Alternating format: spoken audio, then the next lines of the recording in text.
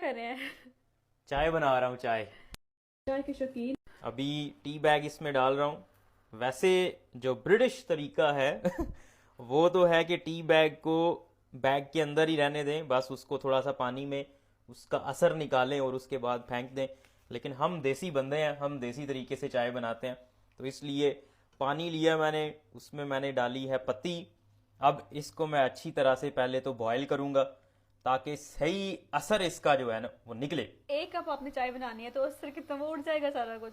नहीं, पानी उड़ेगा ना, जो इसके अंदर जो केमिकल्स हैं वो तो इसके अंदर ही रहेंगे।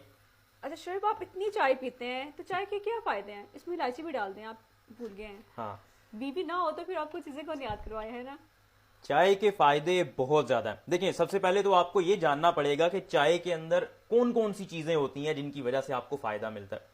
तो चाय के अंदर सबसे पहले नंबर पे पॉलीफिनोल्स होते हैं। पॉलीफिनोल्स ऐसे केमिकल्स होते हैं जो एंटीऑक्सीडेंट्स के तौर पे भी काम करते हैं, इवन एंटी कैंसर प्रॉपर्टीज भी रखते हैं। एंटीऑक्सीडेंट पहले मैं आपको बताता हूँ एंटीऑक्सीडेंट क्या होते हैं। ओ, पानी में थोड़ा सा इसको हिला लूं। एंटीऑक्सीडेंट्स वो होते हैं जो आपके जिस्म के अंदर सोजिश को कम करते हैं। जब सोजिश होती है, बेसिकली आपके जिस्म में कुछ ऐसे केमिकल्स बन रहे होते हैं, साइड प्रोडक्ट्स, जो आपके जिस्म में सोजिश कर सकते हैं, उनको ऑक्सीडेंट्स कहते हैं।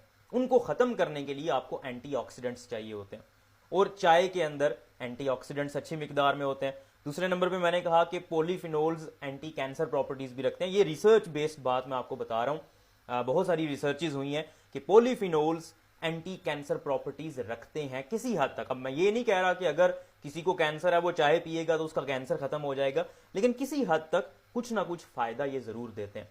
फिर उसके बाद इसके अंदर कैफीन होती है। अब कैफीन जो है वो कह लें कि डबल एज्ड सोर्ड है, वो ऐसी दो धारी तलवार है जिसका आपको फायदा भी हो सकता है और नुकसान भी हो सकता है।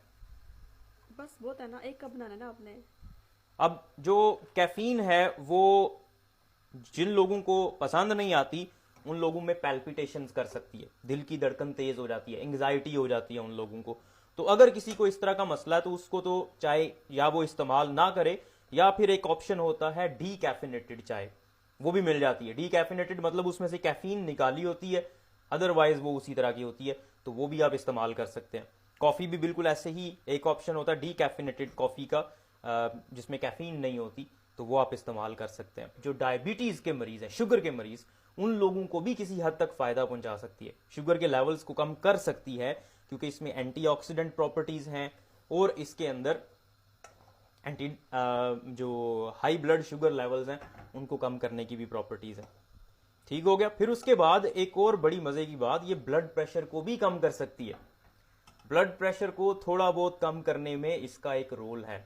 जब सोजिश कम होगी, एंटीऑक्सीडेंट्स ज़्यादा होंगे, आपके जो खून की नालियां हैं उनके ऊपर भी एक पॉजिटिव असर रख सकती है। ये रख सकती है, मैं इसलिए कह रहा हूं कि ऐसा नहीं है कि आप सिर्फ चाय पी के अपना ब्लड प्रेशर ठीक कर लेंगे। स्पेशली वो लोग जो चाय के अंदर नमक इस्तेमाल करते हैं, ये इस तरह करने का जो मज़ा आता है ना, ऐसे ये फेंटने का जो मज़ा आता है, चाय बनती मज़े की तब है जब आप ऐसे करते हैं इसको। एक बड़ा कॉमनली क्वेश्चन पूछा जाता है कि जब चाय के अंदर दूध डाल देते हैं तो उससे चाय का असर ख़त्म हो जाता है। ऐसा नहीं होता। चाय के अंदर दूध डालने से उसका जायका बेहतर हो जाता है, और बहुत सारे लोग, इवन यहाँ पे भी बहुत सारे लोग चाय के अंदर दूध इस्तेमाल करते हैं। हाँ, इस तरह से नहीं करते जिस तरह मैं कर रहा हूँ कि दूध डाल के उसको प्रॉपर जो है वो उबालना शुरू कर दें और उसको फेंटना शुरू कर दें, लेकिन दूध ज़रूर डालते हैं लोग। यहाँ पे बहुत ज़्यादा लोग हैं जो दूध इस्तेमाल करते हैं, खाली चाय नहीं पीते। तो ये भी ब्लैक टी ही कहलाती है, बस आपने दूध ऐड कर लिया इसके अंदर।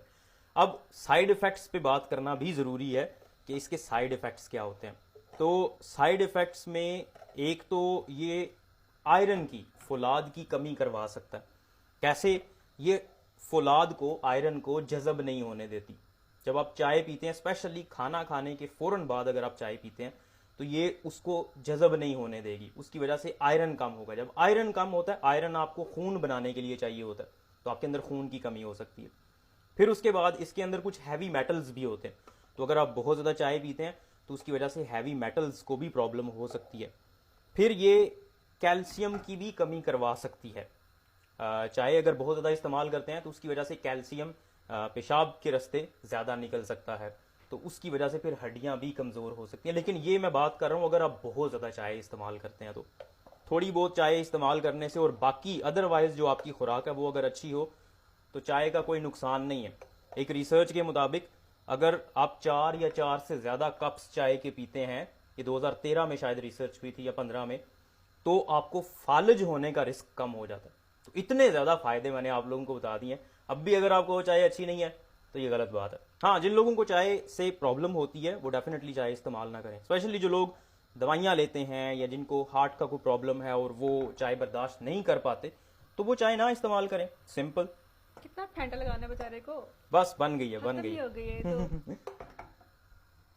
नहीं जी, अगर चाय से रिलेटेड आपका कोई भी क्वेश्चन हो कमेंट में ज़रूर बताएं, कोशिश करूंगा कि आप लोगों को आंसर करूं।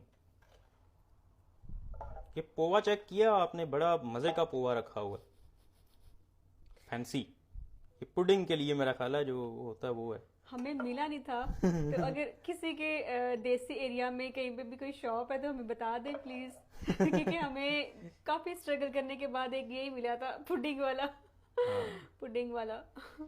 चलें जी, चाय तैयार गर्मा गर्म।